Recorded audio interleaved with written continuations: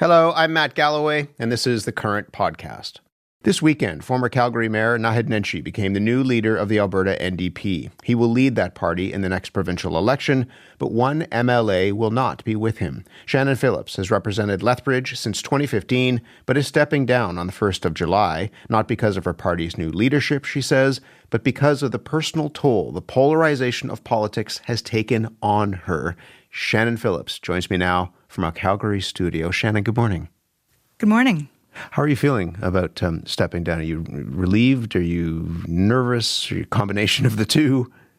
I think it's a combination of the two. I'm also excited for the future of the party. I think the weekend's leadership race showed that the party is really strong, and Naheed's leadership will lead us to new growth, and that makes me confident, actually, in my decision to step away from elected life right now, because I know that the party will do just fine without me. And so given that, why would you step down right now? Well, it is just time for me. It really doesn't have anything to do with the external factors. It has everything to do with the fact that I feel that I have kind of given enough. A lot has been asked of me, and it's taken a toll. How much of this has to do with what happened in 2017 between you and members of the Lethbridge police? A lot of it does, in fact. You know, polarization and sort of demonization of the opponent and a declining amount of respect for people in elected life at any level is something that has increased. And I had a front row seat to that when I was in government, when I served in Rachel Notley's cabinet as Environment Minister between 2015 and 2019. There is no question that as a government that had a lot of women in it and women in pretty controversial portfolios like mine, none more so than the environment and climate change portfolio, that really put us in sometimes quite literally the crosshairs. And I was targeted a lot with a lot of really, kind of demeaning and sometimes downright dangerous rhetoric. But I was also surveilled and followed by police. I had my records searched by police, and then a whole bunch of other things happened as well subsequent to that. So it wasn't just 2017. There were also events in 2018 and then ongoing through to 2021. Go back to that coffee shop that you were at in 2017. What happened there? You were discussing, you describe what was happening. I was having breakfast with two constituents. They wanted to talk to me about the reintroduction of the bison into Banff National Park. There were 4 police officers sitting behind me in uniform. I acknowledged them when I went in. And then they proceeded to, 2 of them took photos of me and then circulated them on Facebook with a whole bunch of defamatory and false content about what the actual contents of our conversation was. They just lied. Those photos could have only have come from them, given the angle of them. So I filed a Police Act complaint. I got that complaint back, the results of it, in 2018. I was going into a provincial election that was really, really tough in my seat. So I kind of took the results of that complaint and literally put that file folder at the back of a cupboard. I did not have time to address it. The results of the complaint weren't very good, as often internal investigations of police officers aren't. Lo and behold, there were subsequent complaints that came out of that investigation that no one ever told me about. And that all came to light through the media in 2020. At that point, then, I FOIP'd myself, that's Freedom of Information request in Alberta, and found that officers had serially accessed my records for no lawful purpose. What were they doing? Why were they doing that? The suggestion was initially, when it came to that conversation in the coffee shop, that the officer who was there was worried that what you were discussing, he used ATVs and was worried that what you were discussing might have an impact on where he could ride his ATV. Yeah, they made up stories about the fact that they were being targeted by this evil environment minister. Which, the contents of the conversation had nothing to do with that. It was just a giant conspiracy. When you learned that officers weren't just listening in on your conversations and posting information up, but were also searching through the police database, apparently singling you out for traffic enforcement and other things, what went through your mind? Well, at that time, I felt extremely unsafe in my community, and those conditions persist to this day for me. I haven't felt safe in Lethbridge since that day in April 2017 when I realized what they were circulating on Facebook. What does that mean? You haven't felt safe in your community? I don't feel that I am particularly free from unreasonable police action. I am now, kind of public enemy number one. When the people that are sworn officers whose job it is to keep the entire community safe, really have targeted and victimized you, the only rational response is to feel unsafe. What do you worry about? I mean, how does that impact how you live your life? Well, it doesn't really impact how I live my life because I refuse to be a victim. I understand what they have done and with their unlawful behavior as being, trying to target me, but I will not let them victimize me. And so I go about my business and so do my children, but that does not take away from the sense of unease. If there was an acknowledgement of some wrongdoing and an apology to restore public trust in law enforcement in the city of Lethbridge, we would be having a different conversation right now. But the fact is there hasn't been. And when there's no acknowledgement that anything's gone wrong, you can only take past behavior as a prediction of future behavior. The police watchdog in Alberta recommended laying charges against 3 Lethbridge officers. The Crown decided not to pursue the charges. We asked for comment from the Ministry of Public Safety when it came to this, and they sent us a statement. It says, in part, that the police oversight body, the Law Enforcement Review Board, will conduct an inquiry focusing on the Lethbridge Police Service's use and management of databases and record systems, and that the inquiry will also assess what changes or improvements the LPS has made to these policies, practices, and procedures, and their effectiveness in preventing unauthorized access and misuse. What would you want in terms of accountability? Well, I do think I need to read the report from the Serious Incident Response Team that's probably due out by the summer or the fall to see what they actually recommended, and we can take it from there. That public inquiry I will not be participating in. When it was... Well, it was first called in March or April of 2021, and the terms of it were very much focused on what went wrong, who, what, where, when, and why, and who was responsible for what happened to me. The terms of that inquiry, after a couple of justice ministers and an election, turned into this exercise whereby they're going to ask the Lethbridge Police Service how great they are and all the wonderful things they've done in response, but not look into what happened to me. And that's fundamentally a waste of my time. It's a waste of the public's time, and it's also a waste of public money. So I won't be participating in that. Have those officers, just finally on this, have those officers that were involved in this, have they faced any repercussions at all? Not the record searches ones, no.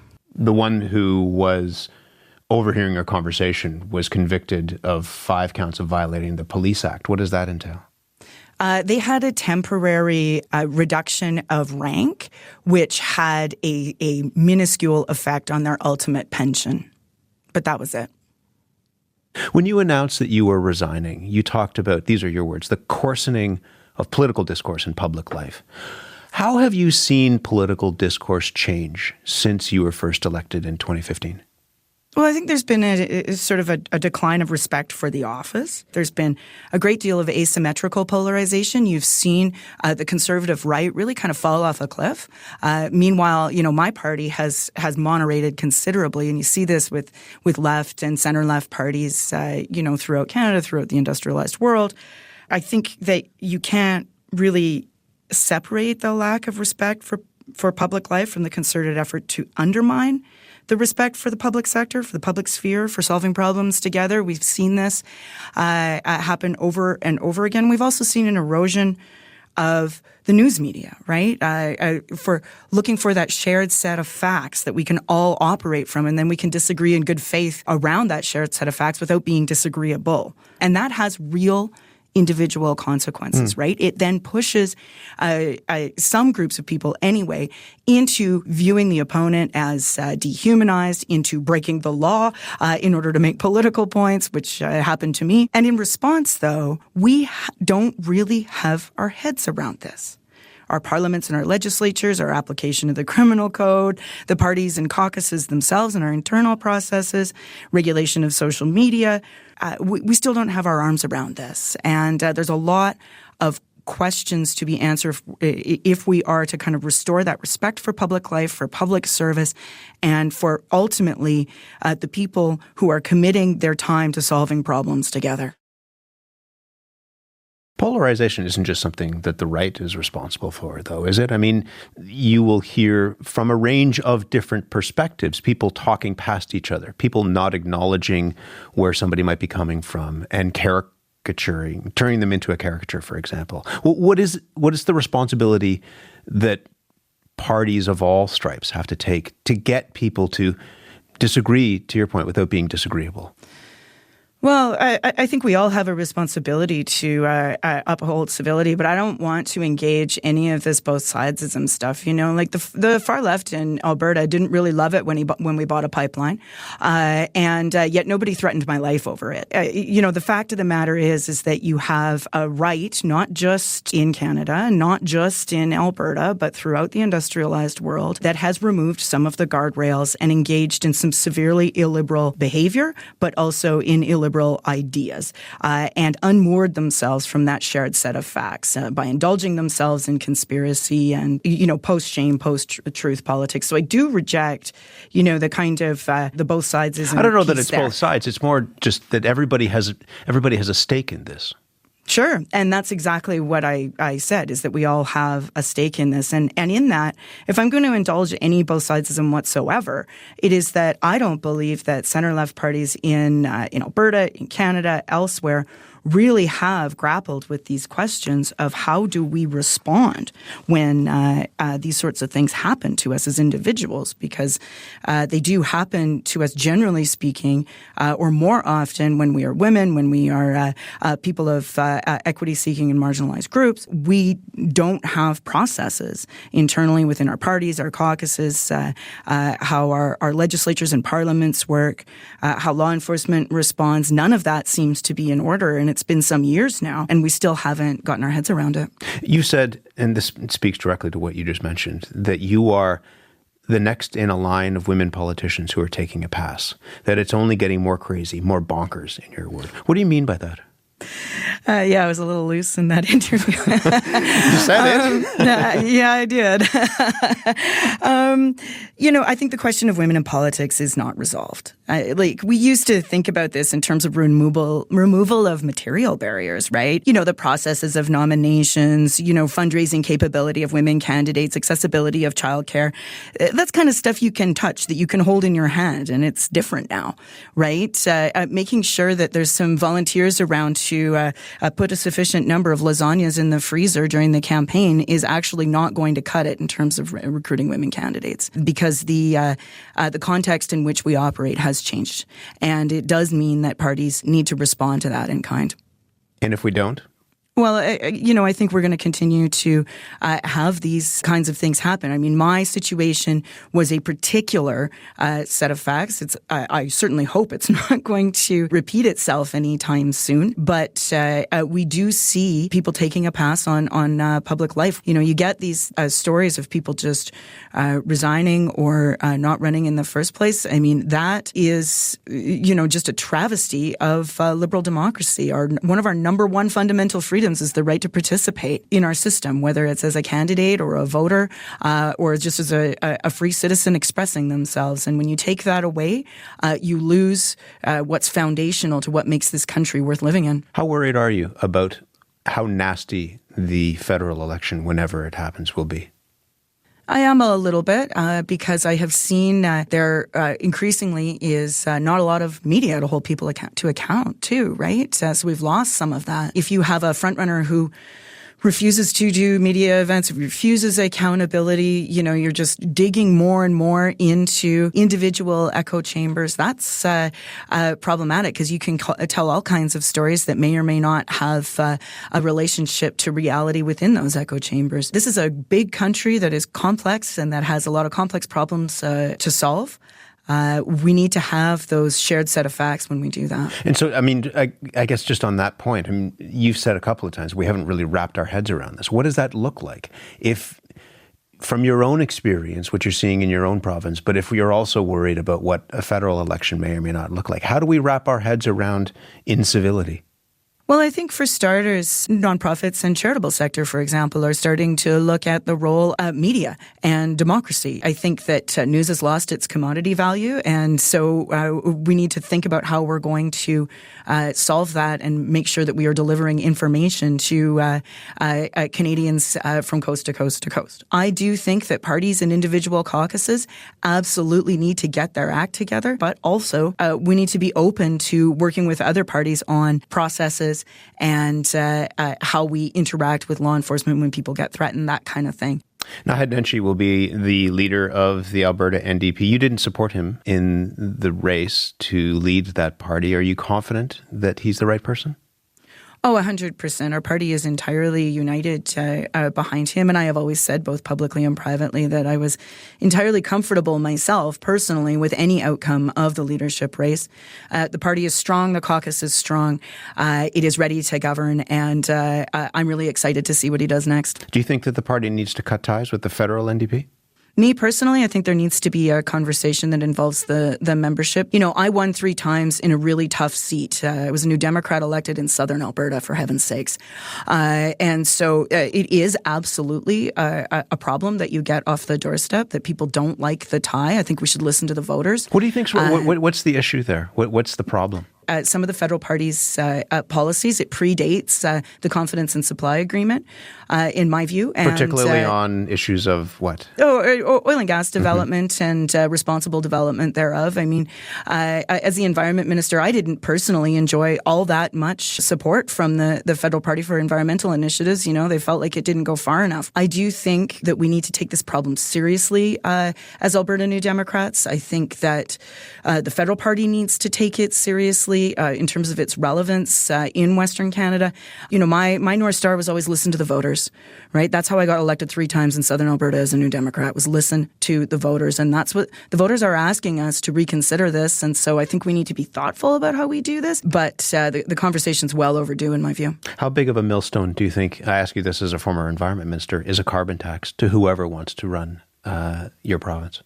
I think that pricing carbon can be done in a number of different ways, and it already has been since 2008. Do you think it's politically viable in 2024?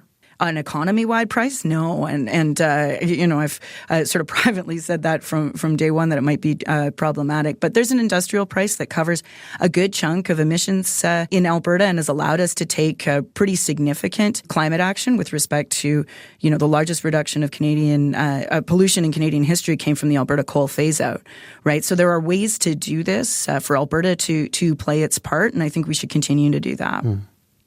Do you see, just finally, do you see hope for a political system that looks, as you said, I mean, towards more of our shared values instead of what divides us? We're a big country, but when you talk to people in this big country, generally, I think people will agree on more than they will disagree. Maybe that's a naive point of view, but I think generally, you've talked about, you know, speaking with voters, that many people would say the same sort of thing. Do you see hope for a system that looks more to those shared values than looks to what splits us apart?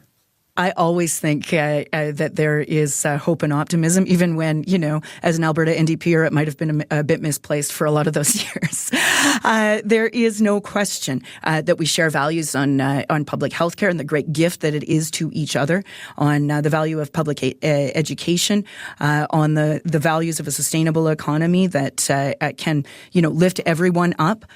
Those are values that pretty well, all Canadians share. And I think absolutely we can find those ways to knit us together. It's a tough thing to do. That's why so few people are successful at it. But absolutely, it can be done. You don't sound like all the politics is out of your blood just yet.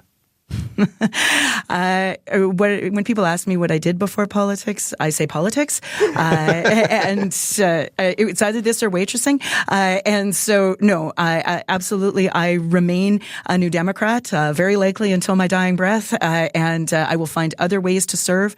I do not have to be the person at the podium in order to serve my province and my country and the values that I know the vast majority of Canadians share. I'm really glad to have had the chance to talk to you. Good luck in whatever you do next, and thanks for taking time with us this morning.